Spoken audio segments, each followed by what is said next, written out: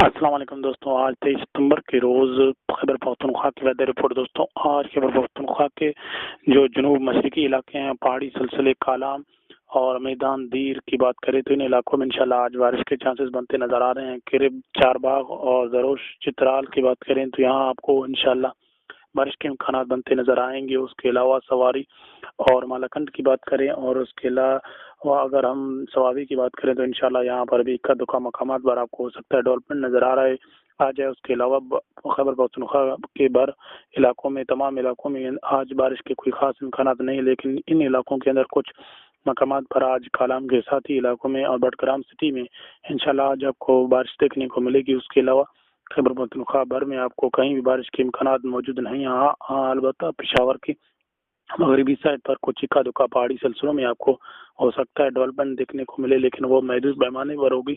اس کے علاوہ کچھ خاص ایکٹیویٹی نہیں دیکھنے کو مل رہی۔ ساتھی بنو، مکن، تکن اور وانا کی بات کریں، میرانشاہ کی بات کریں، اور ان علاقوں میں انشاءاللہ آج آپ کو تھوڑی بہت دن کی اوقات، تھوڑی بہت آپ کو سورج کی تپش دیکھنے کو ملے گی۔ 25 سے 32 اور 35 کے درمیان آپ کو ٹیمپریچر دیکھنے کو ملے گا۔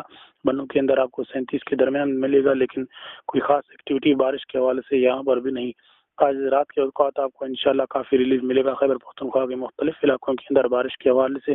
اگر یہ تھی آج کی ہماری ویدر رپورٹ، انشاءاللہ ملتے ہیں مزید ویڈیوز کے ساتھ۔ اللہ حافظ۔